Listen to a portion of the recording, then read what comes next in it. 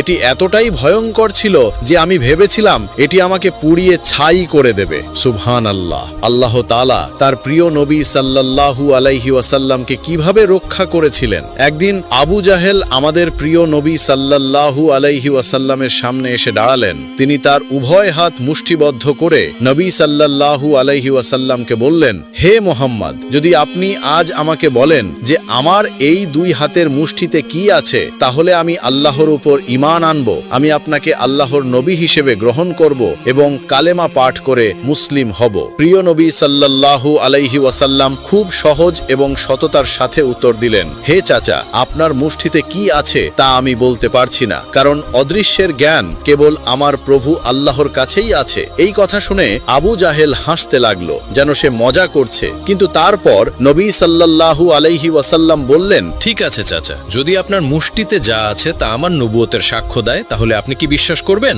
আবু জাহেল বলল, যদি এমনটা হয় তাহলে এর চেয়ে ভালো আর কি হতে পারে? ব্যাপারটা একেবারে স্পষ্ট হয়ে যাবে, এসো দেখাও। এরপর প্রিয় নবী সাল্লাল্লাহু আলাইহি ওয়াসাল্লাম আবু জাহেলের মুষ্টির দিকে তাকিয়ে বললেন, হে তোমার মুষ্টিতে যা আছে, যদি তুমি আমার নবুয়তের সাক্ষ্য দিতে পারো তাহলে তা করো। সাথে সাথে আবু জাহেলের মুষ্টিতে থাকা পাথরগুলো জোরে জোরে বলতে লাগলো। তারা তাদের জিহ্বা দিয়ে বলতে লাগলো, হে আল্লাহর রাসূল, আপনি একজন সত্য নবী, আপনি আল্লাহর প্রেরিত নবী, এতে কোনো সন্দেহ নেই। সুবহানাল্লাহ। কি অদ্ভুত দৃশ্য ছিল! আবু জাহেলের চোখের সামনে পাথরগুলো দুরূদ শরীফ পাঠ করছিল এবং নবী সাল্লাল্লাহু আলাইহি ওয়াসাল্লামের নবুয়তের ঘোষণা দিচ্ছিল। কিন্তু আফসোস, আল্লাহর মোহর ইতিমধ্যেই হৃদয়ে লাগানো ছিল। আবু জাহেল ভয় পেয়ে পাথরগুলো মাটিতে ছুঁড়ে মারল এবং রেগে বলল, ভাতিজা মোহাম্মদ, আমি জানতাম না যে তুমি এত বড় জাদুকর। আমি কেবল মানুষের কাছ থেকে শুনেছিলাম, আজ আমি নিজের চোখে দেখেছি তুমি কি করতে পারো। আর এই কথা বলে আবু জাহেল সেখান থেকে পালিয়ে গেল। সুবহানাল্লাহ। হাদাস নামে এক গ্রামে রুকানা নামে একজন বিখ্যাত কুস্তিগীর বাস করতেন, যিনি অত্যন্ত শক্তিশালী এবং বিশাল দেহের অধিকারী ছিলেন।